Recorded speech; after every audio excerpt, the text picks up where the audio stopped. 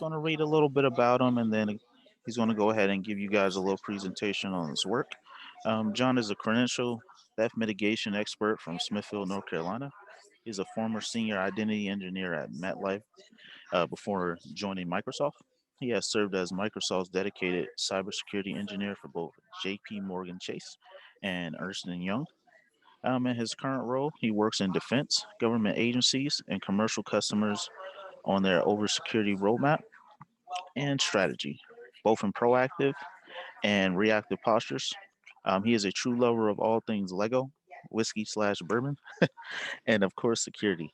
Jon has been a certified Cisco CCSI and Microsoft MCT since 2005, and it's always a DNS problem until it's proven otherwise. All right, guys, this is Jon Fox. So if you want, there's a QA section here on the bottom. If you have any questions, just go ahead and write them there, and he will answer them towards the end. But other than that, this is Jon Fox. Thank you so much, and good morning, everyone. Thanks for joining my session. For those of you who are here, for those of you who are not, I hate that you're going to miss it. When it comes to a couple different topics, there are things that I like to have a lot of fun with. This is something that's a little outside my normal day-to-day, but I work with the teams that are continuously engaged with the bad things that happen to some of our customers, unfortunately, or potentially future customers. And just to go ahead and get the funny Microsoft shirt out of the way, I simply excel sometimes. So as you mentioned, for those who want to follow me on Twitter, JofoMSFT, email john.fox@microsoft.com. I'm going to go over just three little areas. One of them a little bit deeper than the others, but I want to share a little bit of a story here in these three parts. You know, all good stories have a beginning, a middle, and an end, and that's kind of the picture that I want to paint for everyone here. The first part of it's going to be looking at the world that we're in right now, something that has kind of thrust us into remote worker mode.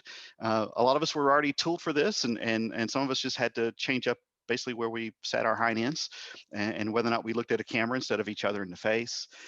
But I want to kind of focus back on one of the realities of things, regardless of whether it's remote work or, you know, in an office or hardwired or wireless or somewhere around the world. And that's that really all bad things start with some kind of problem in identity. In many, many cases, we see this in a very, very high number of the compromises or breaches that happen. It starts with a credential in some form or fashion. And then the last part of this is, of course, is how signals, the telemetry that is available in many different types of tools. I'm going to obviously focus on ours, can be your weapon as well. It's not just for the big companies or agencies like you know, Microsoft or Department of Defense and things like that. There's a wealth of information that's out there that can be consumed and used to really take most of the burden off of the analyst's responsibilities, whether that's a SOC or just someone who's doing wearing the security hat for the day to take care of some things within that person's environment. But I do want to start with a little bit of a story here from, or a word from our sponsor. This is from one of our, you know, corporate vice presidents, Tom Burt. If you don't know who Tom is, he's basically the responsible head buddy for things on the customer security and trust side of Microsoft. And I think he really hit it home in something that was released in one of our updates out to the world as far as what are the current state of affairs in the world of cybersecurity. And we've seen that in, you know, in this last year here, a massive change in how we have to do work. So it's not just the physical nature of business, but it's also how we interact with each other from a digital perspective. So many organizations have had to put forward technology that they have never used before, whether that was used for the collaboration or just used for basic communications, or in some cases they had an all on-prem persona and have had to do some type of digital transformation and lift and shift into a cloud in some way. But one of the key opportunities that's kind of exposed itself during these digital transformations and modernizations for a lot of organizations is that cyber criminals are still happening. In fact, it's growing at a very unprecedented rate. One of the statistics that we have as of just a week ago is that we still see, you know, 3 to 5, you know, large organizations being compromised. Doesn't make the news, and I'm going to go into how some of those things happen here. But we know that when there's a crisis, it's a time to really beat up on somebody. So when you're down, they keep you down, and that's something that a lot of these more advanced threats out there and threat actors and groups are doing here. And a key thing here is that it's not easy. You look at the arsenal that's found in most security organizations. It's a very large budget, unfortunately. Although there's some rules about how much you should spend and where you should focus that attention. But it's always changing. That's what really adds the complexity to this type of the world. So it's what we call a never-ending challenge. It's one of the reasons why I love what I do, because every day is something new. And every news story, as sad as it might be, is always super interesting, because as soon as we reflex or come up with a control, it's a sidestep, and it's for the most part, we're trying to stay ahead of all things, but unfortunately, it does take that one dead sheep out of the flock to get a signal in order to detect what's happening in the rest of the world of things. So part of our new normal, and I hate this phrase, but I wanted to use it because I think everyone's heard it 1,000 times. So I just want to go ahead and still into your brain just a little bit more here. But I think it serves a very, very important point here. We've had to shift all forms of operations and how we work to this remote world.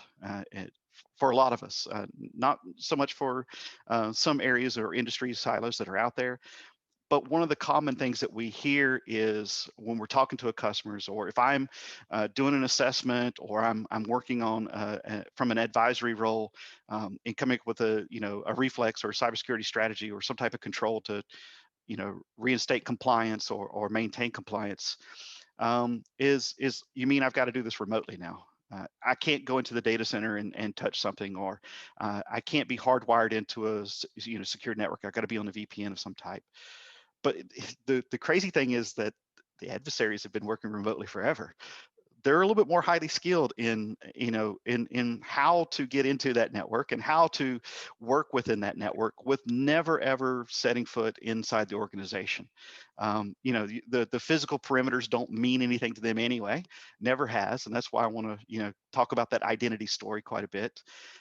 So they've always been working remotely, and because of this rapid deployment of a lot of remote technologies or digital transformations into cloud personas and workspaces, it's really opened the door of opportunity for this. This is why we've seen a massive uptick, whether it's uh, uh, bulletins that have been issued by CERT or Department of Homeland Security, and then of course some of the international agencies, as well as some of the activities that we've been performing here at Microsoft, from digital crimes perspective and shutting down botnets and taking down some of the threat actors and threat groups in the world. Some of those making news in the last week or so, some big ones, but also the need for us retooling our Defender platform, which is something I am going to talk about since I am representing Microsoft to a certain degree. It's not sponsored, but it is my true passion here. So first thing is, what exactly are those APTs? So we refer to them not by numbers at Microsoft. We use the periodic table. Periodic tables, is a collection of elements that have similar properties, and we use, in this case, the country of origin or the country of action that represents the threat group or the actors that are members. And sometimes there's some bleeding of the lines between groups, and sometimes groups benefit the work of others. Some groups have very pointed agendas, which may be related to, political arena, or those that are looking for nonprofit organizations or healthcare and things where there's an opportunity. In most cases, it's about money, but not always, because sometimes these groups are extremely well funded, especially those that are actually state actors. Those being potentially from North Korea, Iran, China, and of course Russia, and there's some others that are commingled from some other places too. But we spend a significant amount of resources just watching these things, detecting what's going on. We don't submit the things into VirusTotal to get hashes and things of that nature, because then that's a potential detection that would let them know that we're watching to a certain degree. But in order to protect our customers, we need to see the evidence, those indicators of attack and potentially indicators of compromise, unfortunately. And we do get pulled into a lot of investigations. And I'll talk about our DART team, the detection and recovery team that's out there. It's the one team you never want to meet from Microsoft because it means it's too late. Something bad has happened there.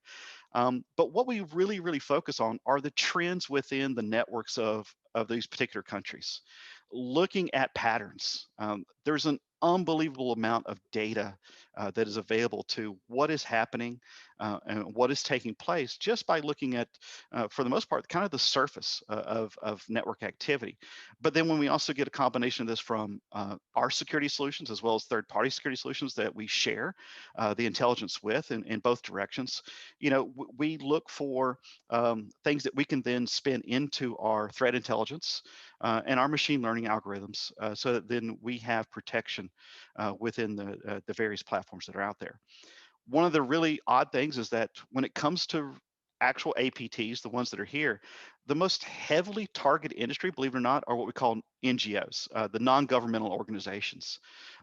Government spends quite a bit of money, and not to mention there's some serious repercussions when you get mixed into things. But when it comes to NGOs, whether it's a lack of funding to prosecute or the damage is minuscule in some cases, sometimes it's quite great. There's less of a chance of expertise to be in place for actually protecting the environment. So in many cases, the kill chain for that threat actor can actually be quite quick in execution. For larger organizations, of course, especially like human rights organizations and some of the other nonprofits that are focused on public policy or international affairs, APTs are in it for the long haul. Because of that well-funded, background, they're there for what we call the long con. To get in, the anomalous behavior is very difficult to detect because it doesn't happen very quick like ransomware and some of the other things that are out there. And again, we're not talking about APTs that leverage ransomware. Very few of them do. That's more of a quick win, quick cash in some cases. And whenever there's a strategic activity taking place here, nation state actors have some type of similar, theme behind what they do. We know that for some countries, they focus on raising money. Others, it's gaining intelligence. And then for others, it's getting into industrial type of industries and for secrets and things of that nature. So, the most common attack technique that's out there is credential theft. And in many cases, it starts with one of the most popular and successful ways to obtain a credential, and that's through a phish. They use this because it works. And as soon as someone gets an attachment or clicks on a link, then it's an open door in many cases for someone to bring in some type of payload. And these payloads have evolved tremendously, moving away from file-based into things that are memory resident or memory executing. And because of this remote world, the credential can now be used to provide an access path into the environment because of VPN solutions. And we know many VPN solutions that are out there that have some very critical 0 days that are being actively exploited to gain this type of access or to leverage the stolen credential. One of the key differentiators between APTs and other adversaries and groups that are out there is that for the most part, they're investing in themselves to build tools that are specifically targeting the organization that they're after. And that's what makes them a little bit more difficult to detect, meaning that I'm not going to see an indicator of attack or compromise that matches something that's already happened or transpired in the world. In many cases, these files and binaries that are used are unique, or the code that may be brought down is something wholly unique to the targeted organization that's out there. And they're not using openly available code for the most part. Some threat groups or APTs do share toolkits with each other. We have seen that over the past year or so. So there's kind of two ways. I'm going to start with the knocking on the door. This is the let me in type of thing. And like I mentioned, the phish is the common thing here. It's really not a failure of technology to a certain extent. It's a failure of the human element. whether it's lack of training or lack of awareness, or just I need to open something that someone I don't know sent me because I think it's important, or maybe there's the time-based element nature of it, and I just happened to misinterpret, or I didn't hover over a link, or I thought I recognized the URL because it's off by just a couple characters here. But this approach is extremely common, and actually referring to just a slight modification or evolution of something that happened with Strontium. There's a delivery and exploitation, then there's the command and control, and then of course the actions that take place on those objectives. But even though they've retooled how they package and what they're using or leveraging to get into the environment and then to maintain persistence in the environment, they still start with a similar approach. I'm going to use a email campaign or potentially a password spray, knowing that they're online or using, Office 365 or any other type of cloud-based email system. And there's no MFA. That's one of the kickers, one I'll talk about in just a little bit here. But in some cases, when it comes to the information or the actions on the objectives, you might never see damage. It could just be for the purpose of exfiltration, and then sharing that with another organization, or potentially opening up the door to another APT to then come in once the access has been established by one. And then there's breaking down the door. Now, breaking down the door is a little bit different. This is not involving the human element, meaning there's not a link to be clicked on or an email fish or attachments or anything like that. All they need is a crack, something to open up and pry open, if you will. And there's two common, tactics that are used with this. And I reference several of the MITRE, tactics throughout this. The numbers and the links are in the presentation for those who want to go and see what vulnerabilities are out there, or the ones that are commonly used. We do surface our information over to MITRE, and of course we leverage this in our own tools when we're scoring, or we're surfacing things in Secure Score, or even within the vendor products. We actually refer to the tactics by numbers. So the two common approaches are exploiting a public-facing application. The number one public-facing application right now is RDP. I know it's not really an application, but it's a protocol, if you want to call it external remote services, that kind of goes in there. But public applications being things that may have an SMB share open, or just an unsecured website. For the most part, everyone's running on 443 and got SSL going on, and hopefully whatever they're using as a web front end application has been patched. But we know that's not always the case. We've seen what's happened with some very large entities over the last year or so, where they just didn't patch something running on Apache or something running on IIS or any of the other things, whether it's PHP module and things like that. But when it comes to public-facing applications, we know that these are typically proxied. There's some type of network appliance, real or virtual, that's exposing this, hopefully in a secure fashion, or providing VPN-type services for entry points. And these common ones, which I've listed here, Citrix and Mobile Iron and Pulse Secure and Palo Altos and F5s and Fortinets, and of course our own RDP has got some very, very bad ones. In fact, this is the most common tactic that's leveraged for the hospitals. When it comes to municipalities and healthcare, the number one and the number two ransomed environments in the world, it's because they're either using third-party IT services that have to have RDP access into their environments, so a managed service provider of some type or security provider, or they're actually dependent on other vendors and third parties that have static, access using shared secrets and things like that. They're not using gateway services, so there's no opportunity for MFA or anything like that, and they're not doing certificate-based authentication. It's once that secret or that shared is exposed, someone's got a way into the environment. And then, once in, it's finding or escalating privilege. In some cases, they don't have to find it; it's already been obtained, and it's just a matter of finding how quickly can I get to a domain controller and things of that nature, or how can I move laterally through the environment. One of the tactics here is called valid accounts. Built-in administrators, services, and things like that run in the context of like a domain user that's highly privileged. for some reason someone believes that that service has to run as a domain admin, which is never a reality.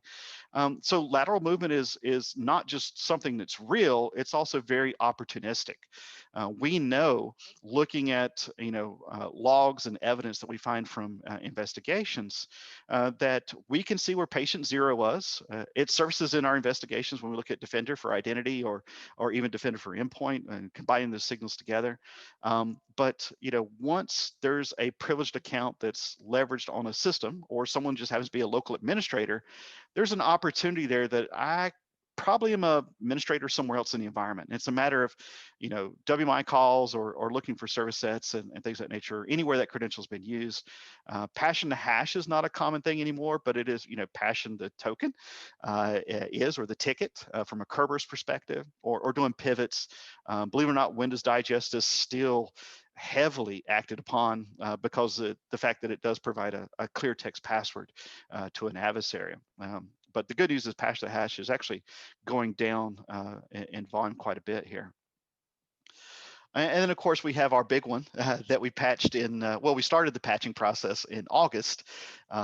This is the the zero login, the vulnerability that does exist in netlogon. So for all systems domain oriented, meaning still on-prem or hybrid join potentially here. Patch, you've got to patch everything, but just be aware that the August and the September updates of this is really just exposing signals of where you have non-compliance in your environment, because we're going to lock this down in a February release. Very similar to something we tried to do with the secure channel binding earlier in this year, but too much feedback from very large customers that we would wreck everything because of their persistent use of legacy technology or not understanding how to secure Kerberos or use LDAP relays or realm proxies to basically isolate vulnerable systems. It's just not taking place. So, and I'll hit how important patching is later, once again. But this is a very, very big one. And for the Windows world, I don't think we've had one this high in quite some time. And it's really just because about 2 or 3 days after the patch was released, not only indicators of activity, but also the fact that proof of concepts and code became readily available to the world, and it's still a very active campaign out there. And for those who didn't know what it was, yeah, there we go, the net logon remote protocol vulnerability. So lateral movement, from a tactic that's out there, once you enter or control remote systems, there's a couple different methodologies that are leveraged here. Look at services. Again, services that are running as domain accounts. They're not using managed service accounts or virtual accounts, things that don't expose a domain password because they don't really need a password. The password is maintained by the directory service or by local system secret. And basically, if you compromise the system, it doesn't really matter anyway. The system's no longer yours. Lateral tool transfers, the ability to move tools and execute code across the network boundaries, taking over sessions, whether that's RPC calls or SSH or any other type like RDP, and then of course remote services, specifically looking at SSH and RDP. But then alternate authentication material, being able to leverage just the nature of login information, whether that's in a cookie or a token or a ticket, and then using that to access other systems or applications in the environment. One of the important things we've been trying to stress to the world is, modernizing security operations. And I'm not going to play the video. This is something that to look at on your own time here. But it was a huge release for us at Ignite last month. Completely retooling what we do from a security solution perspective. Really to take away the burden of SOC activities or analyst, resources for low-hanging fruit that really is out there most of the time. If you have the actionable intelligence that's out there, meaning add automation and providing operationalization towards detection and mitigation, and of course removal.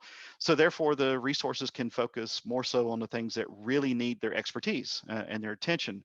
And this is regardless of where the attacks are taking place, whether it's something that's happening within a cloud that's not ours, or Azure, or even on-prem. And the retooling means that in typical Microsoft fashion, we're going to rename everything. Our two favorite activities is to let's give it a new name, or let's stick it somewhere else. So we're seeing that happen with the consolidation of our portals, which is still something in progress. But the tools, it has also seen a little bit of a consolidation, but really come across in two different families. You have the things that are towards what we call our edge, making sure that defenders can focus on tasks that, like I've mentioned, better leverage their expertise. But extending the Defender family into products that are not Microsoft. We've got the preview for iOS from mobility perspective. We've had it for Android for quite some time. Mac OS now actually supports additional threat and vulnerability management capabilities, as opposed to just a detection only. We can now actually do activities against Mac OS. We also have that coming and working to certain degrees within Linux. And with Defender for Identity, this is the original Azure ATP, which was an evolution of the on-premises ATA, for Advanced Threat Analytics, looking at the use of identity across systems that's out there. So that way, whether it's a phishing attack or access to systems, or in some cases just seeing reconnaissance activity, DNS queries, or certain network calls in the environment where a credential is being used, or in the case of payload or file movement. These tools are there for the detection and remediation, in many cases, blocking it outright, even at patient zero. Going a little bit deeper into the world of things, we of course have Azure Defender. Now, Azure Defender is something that we look at specifically for types of workloads or cloud services. So Defender for Servers, which was an extension to Azure Security Center in the standard edition, where IaaS workloads or server typical, where there was an agent in place. But now we've seen this extend out to service fabrics like Defender for IoT, and of course the Defender for SQL. Being able to protect things regardless of what cloud they're in, which is one of the key differentiators here, as well as support for some additional operational technology, like integration with CyberX, which we did for Defender with IoT. And for those that haven't played with Sentinel, Sentinel is a hunter's best friend, in my opinion, because it's kind of a one-stop shop, especially with a lot of things that we announced last month, into enhancing our cloud SIEM. If you want to watch the timeline or see what's going on with some type of activity in the environment, with the ability to pull in the signals from the entire Defender family, as well as many third parties, with the added ability to also feed data out into an on-prem SIEM if you still need that for historical perspectives or for other tools that might exist in the environment here. Some of the key things that were added here was a entity behavior analytics view. So user activities that are a bit odd or surface from a level of I guess you can say assurance based on machine learning, or even self-prescribed workbooks that are built, or notebooks, but also the ability to integrate with third-party threat intelligence as well as our own. So that way Hunter can quickly search and add or track threat incidents, perform full investigations, and of course classify these investigations or change priorities for things if need be. And of course these are based on quite a bit of resources that are out there. And so I think one of the best added features announced and still preview are the watch list, where if you know that there are certain types of campaigns specific to the industry, or you have certain personnel or VIPs within your organization where you need to really keep a closer eye, being able to proactively put in some intelligence into what you are seeing or collecting in your logs, and having those alerts surface much more rapidly. So taking just a real quick spin through an incident in Sentinel, this is the quick dashboard of open incidents. They are automatically classified in a degree of severity, meaning the potential impact or damage based on that type of activity. Um, Whenever there's something bad happening, of course, you can select a particular incident. And I'm not going to spend too much time on this, but just to show you what a threat hunter's quick investigation would look like. I see that there was an alert for anomalous logon. I see that Darcy Robles' account and a particular workstation, a server in this case, were involved. I happen to pivot onto the account here, and I can see the number of alerts that are associated with this, as well as specific information about the user. I can extend this basically with some quick searches. I can look at the related alerts. I can then drill into things like services created, processes that are running in the context of a given system, or user accounts that are created or deleted. Continuing on into exploration here, let's say that I do pick things that are related here. So on the computer, I want to see the related alerts. I look at an exploration query here, and the resultant entities are then added back to the little graph here. So I see the anomalous sign in. I see that there's a mass download. There's also a suspicious PowerShell session or execution within this. And if I continue to expand my queries, I end up building a storyline out of this. And the timeline will be representative of all things involved with that particular system or particular user and related activities. And if I happen to hover over a particular area within that timeline, then it highlights the part of the graph associated with that. So if I want to replay what has transpired, I have that ability within this, and of course, do classifications or further investigations within this if need be. And then based on that incident, I can either mark it as it was a true positive or benign positive, or get into the false classifications like a false positive, either incorrect logic or incorrect data, or open it up as undetermined or surface it or reclassify it if need be. And it's a very, very useful thing. Some of those new features that really add some power to it, the UEBA with endpoint profiles, being able to associate specific entities in your environment, and building not just profile, but combining that with a unified view of all things that are happening for a particular user or a specific host in the environment, and then pulling in the insights that come from the UEBA, the entity behavioral analytics. And basically you're empowering someone with more information without having to figure out, how do I query this to get things that I think I need. Query languages can be extremely difficult, and I'm not saying Custo queries are the easiest thing in the world. It is a KQL is a ramp up, just like learning Splunk query language and any of those that are out there. But what we've tried to do with the product here is to make it so that the dependence on that query has kind of moved to the back burner, and I can see how this information was gathered. So if I want to learn or become a little bit more adept, just like learning PowerShell or any other type of language, Perl and whatnot, we exposed the code that was used to service that data, and how, if you wanted to come back or search or leverage it in other queries in the environment. As far as the threat intelligence, being able to add this additional view. Now this is still in preview, but it's something that allows you to filter or tag or apply search indicators from threat intelligence providers. So these are third party, as well as things that come from the Microsoft side of the house, from our own engines that are there. And what we do is, gives you the ability to match this against your data, especially for things that need a kind of a heightened prioritization from a response perspective.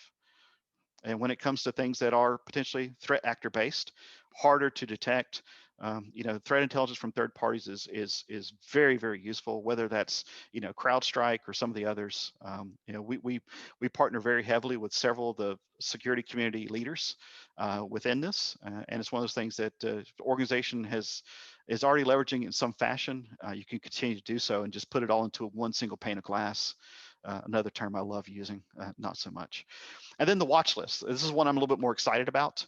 Where you have, like I mentioned, certain individuals whether it's a C-level or someone of privilege or access to critical systems, or you actually want to watch certain critical systems specifically, you have the ability to bring in data from a CSV perspective with a lot of more options and updates that are coming soon with this. But basically what this does is allows basically for a more correlated look at specific entities within the environment with the ability to actually attach workbooks. So analytic rules that you can then design, you can use your own ML, machine learning, for this and build those workbooks, whether, Jupyter is the notebook format that we're looking at here, but allow things to specifically apply or not apply if necessary to these individual lists, but also add additional contextual clues to what might be happening related to these entities. Very, very useful if you've got kind of a tiering of the SOC, and you've got some special handlers for those that watch specifically board members and C-levels or people of high degree levels of privilege in the environment. Talking about notebooks and Azure Machine Learning, again, notebooks is a preview thing for Sentinel, but it's where you can write your own code and apply your own machine learning, if you will. And the support here is pretty broad. We've got support for Azure Databricks, for Spark, for Jupyter, Python. And the reason for all that support is to really to reduce the learning curve and really try to get folks interested in this. And if you saw the Ignite announcement, we're actually offering a very massive discount. I think it's like a $25,000 discount for Sentinel if you agree to work with 50 terabytes or more of data at a time with your ML or with your notebooks. So there's some links I have out there, but if you go and look at the notebooks and Azure Machine Learning Ignite announcements, simple Bing or Google query, you can find that, and you'll see the what we're offering out there, as well as some other major discounts on some of these Defender products. Now, the last thing I want to talk about is, aside from our products, is just understanding the importance of zero trust. At Microsoft, we've been kind of working on our roadmap for zero trust and really tooling our products to meet this. And we come away with three key tenets, if you will. The first one is verify explicitly. There should always be continuous evaluation. That was another announcement we made about continuous evaluation. It could be done from modern auth perspectives, as well as devices, but always authenticate and authorize based on all the available data points that are potentially there. So that's the identity, the device it's coming from, whether it's based on a known device, or maybe you have to include something based on network location. If it's not location or device health, then what particular service or workload is being interacted with? Is there data classification that then requires some type of further vetting of conditional access? But one of the most important things here is that multi-factor should be enabled everywhere. We still only have 14% of Azure logons leveraging MFA, which is sad. And we've been for the last 3 years telling everyone MFA everywhere and get rid of legacy authentication, things that are username and password based. We're deprecating some of the MFAs that have known compromises from the services. The second piece is, and this is kind of in that security and organizational policy mid piece, is always use least privilege access. No one should have standing privilege. There's no reason for anyone to be an admin until they need to perform an admin activity, which means a separate account. And I know that's difficult, but there's a way to implement JIT or GIA, just-in-time access or just enough access, based on adaptive policies, something that's even available there from Azure Security Center perspective. And of course, we have Azure PIM and we have on-prem MIM-PAM, and there's third parties that do this very, very well. You've got CyberArk and some of the others that do this when they're implemented correctly. It is a way to add that additional layer of security and protecting that privileged credential from a system exposure or from a network exposure. And again, it should be done not just to secure the data that's being interacted with or the system, but also to protect the privilege, the activities, and the tools that are being used within that. And then the last one is one that we've been saying now for over half a decade at Microsoft.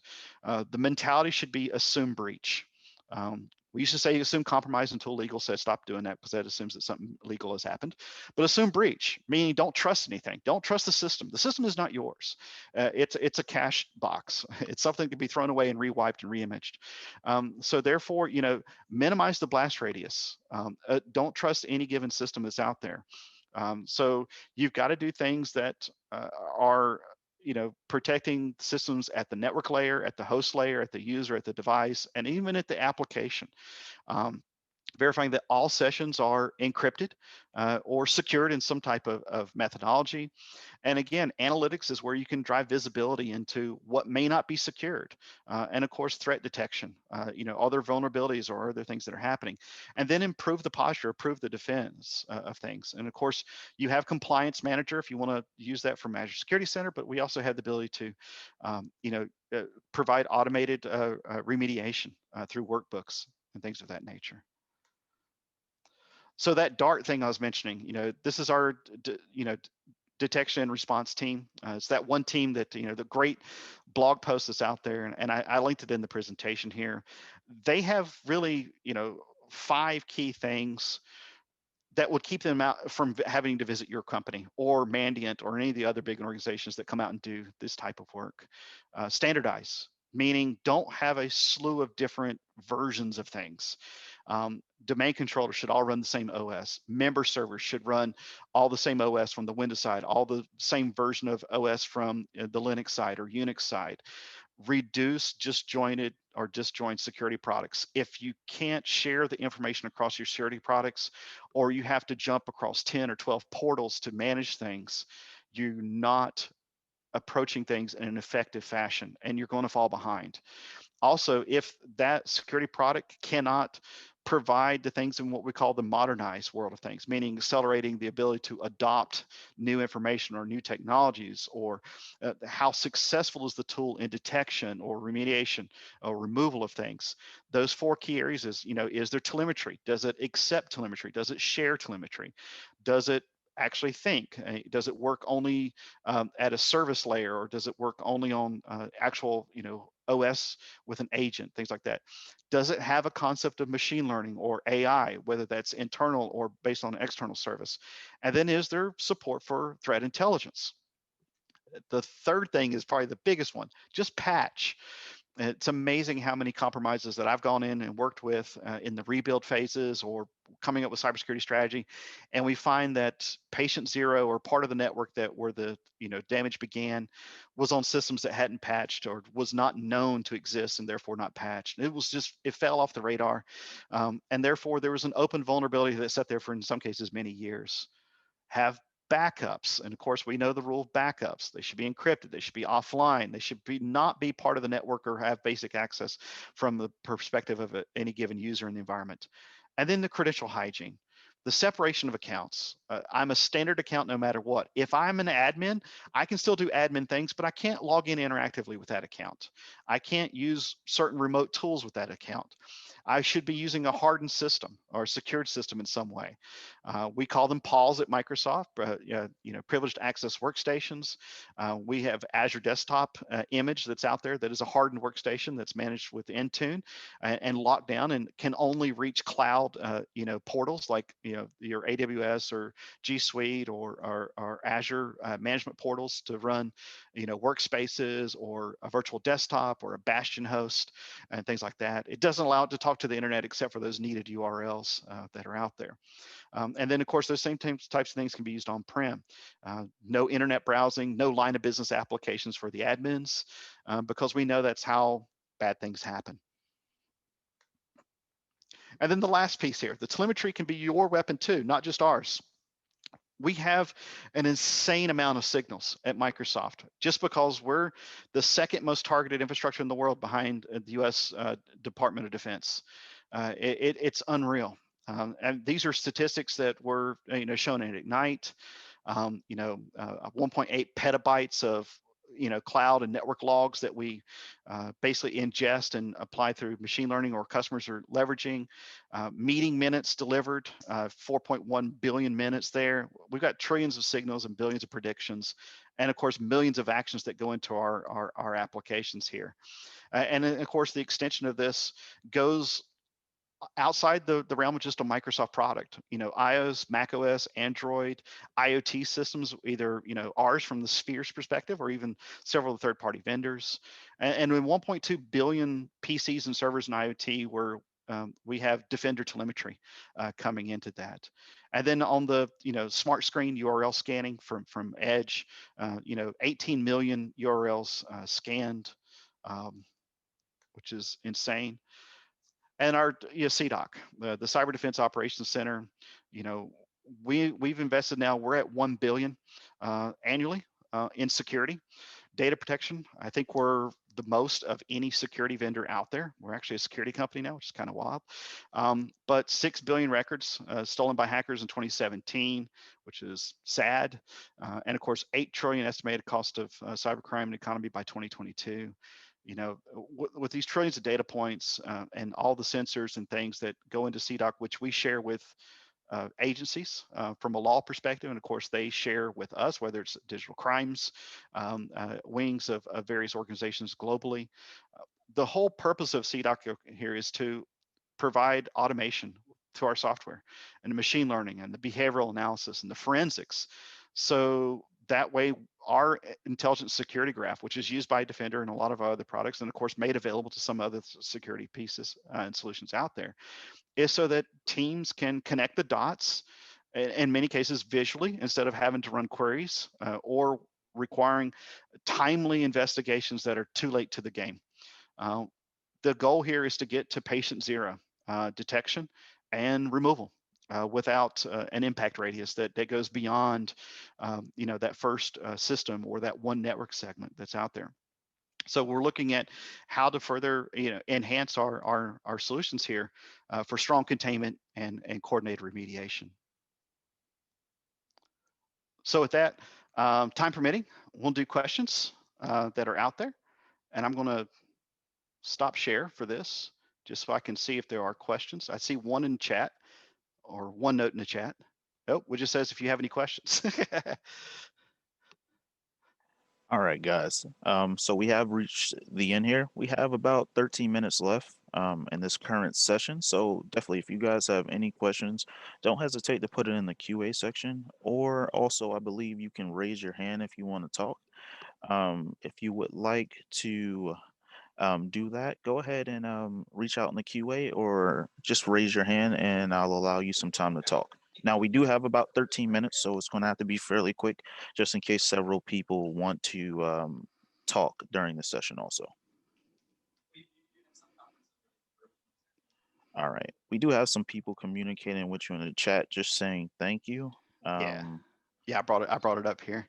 Yeah, and if anyone wants to hear a really funny side story, while people are thinking about a question, there was a recent investigation this summer, very large organization in Germany, and apparently someone liked to click on links in emails, not realizing where those links were going, and it turned out it was actually redirecting to a mirror site for we'll say adult content.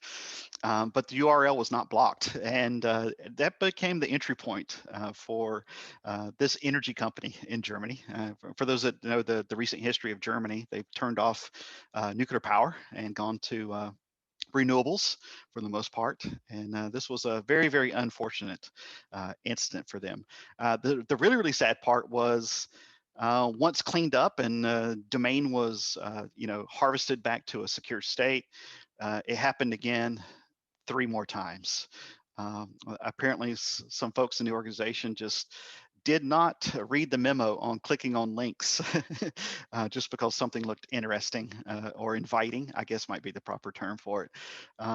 And even though the organization had proper network blocks and proxies of that nature, it was just the fact that they were blocking explicitly as opposed to using a whitelist. of known exceptions or things that should be allowed as versus trying to block everything explicitly that they thought was bad. Uh, find the links for the notebooks. So I see a question there from Nitesh. So the presentation should be made available. I have a link to the ML blog, as well as if you look at, and you can just simply Google Azure Sentinel notebooks, and that should come up with 2 of the posts from the tech community as well as the Sentinel team, where they have both the Ignite announcement as well as a getting started video, and then kind of, and again, the video is using Jupyter notebooks, just because it's something we've kind of adopted within Microsoft as kind of a go-to. But there's actually demo code there from several languages in the docs page. So docs.microsoft.com, which where the landing page will be. Sorry, I don't have the URL super handy right now. Otherwise, I would throw it into the chat. If you can't find it, shoot me an email. Again, my email is jon.fox@microsoft.com, jon.fox, and I'll be happy to get that to you. All right, so we have about 10 minutes left still, plenty of time. And we do have about 5 questions in the QA section. John, so I'm not sure if you could see that there. Oh, no, I don't see QA. I just see chat. Where is QA? It should be There right next we go. Okay. to it. I'm not a Zoom user. Go figure. I work at Microsoft. So can you provide info on MCAS? Oh, yes. So cloud security is an amazing piece. It's actually kind of turning into our one-stop portal for a lot of things. As far as info, need to be a little bit more specific around that. I mean, we use MCAS as part of investigations. We turn it on, license it temporarily and scare the organization at all the bad things that are happening within that. So if you want to focus your question, I see Imhang at, hopefully I'm saying that right, apologies if I didn't. But shoot me an email with a specific question. I'll be more than happy to expand if need be. Does Defender have an enterprise management piece to use Defender as the company's primary endpoint protection? Yeah, so it has, there's co-management, which is combined with, and this is for Brooke McCall. So there's what we call co-management, which is Microsoft Endpoint Manager, the SCCM evolution. But of course, Defender has its own portal now. So Defender for Endpoint, which is managed as part of Azure Security Center, is not just for cloud workloads. It's for on-prem as well as Linux and other clouds. And that is the enterprise management piece that's there, or where the configuration is done. It's done from a cloud perspective. If you're needing something that's that's managed or sourced on-prem, then that's where the co-management of Endpoint Manager comes into play. Pros and cons of MCAS. Cost is definitely a con. It is expensive, but we feel that the evidence and the wealth of information that is provided from the tool, even if it's done as part of forensics or investigation, is well worth it. Especially for an organization that might already have let's say E5 licensing or M5 licensing, where you already have a lot of the tools at your disposal. The cost is reduced tremendously. The pro is just the visibility that it provides across so many of our ATP related tools without having to dive into Sentinel and do things in that fashion. For Dan, someone with DoD experience in ComSec and signal intelligence, no longer filled. Where's a good point to get back? Starting point to get back in? Oh wow. So getting back in, I would say, is just study up and see what you can do from a OSCP perspective. OPSEC stuff. That's a highly desirable red teaming certification. Not saying you have to have that certification to get onto a red team, but play with your tools and look for opportunities to get started. Take that analyst position, get into a team of some type or a SOC. There's been massive growth in the world of managed security providers, needing people who work remotely to assist them. if you've got that experience and potentially if you've got the clearance, there's opportunity there, as a lot of those organizations, are being asked to support um, government operations. Is there enterprise management for BitLocker to manage Yes, so you still have MBAM. So the Microsoft BitLocker Enterprise Management MBAM, it is been given an extension of life. It's still good through 2024. Just know that this is changing. It's being pulled into a tool that is evolving. We've made several announcements about the life cycle for MBAM around that. So yes, one of the ones that's kind of built in for BitLocker, of course, is just leveraging Active Directory. So storing keys, obviously the private being TPM based on the client, and delegating the access to recovery information within Active Directory is an opportunity there. And any additional advice for someone starting their cyber career? Play. I cannot stress how important it is to play. Find a mentor or someone who plays already. At the Storm CTF that's going on right now, there are some amazing people taking part in that right now that are willing to educate and sit with you and show you how to use the tools and how to get in. Pick up the red teaming manual and as well as the blue team manual, field manual, the RTFM and the BTFM. They're cheap. You can get them on Amazon. They're little tiny paperbacks. Pick up a Kali Linux for pen testing book.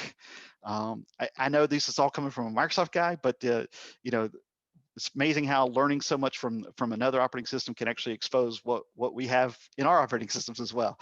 I'll just leave it at that, and just play, build a little lab. Whatever it can be. It doesn't have to be powerful systems. You can do things with Chromebooks. They're cheap, and it can be a lot of fun. But you just got to get energized around something that you're passionate about and you want to learn, and go head first and feet first into whichever way works for you. Is my advice. All right. So we've hit our 5 minute mark here. Um, Actually, it's 56 now. So we got about 4 minutes here.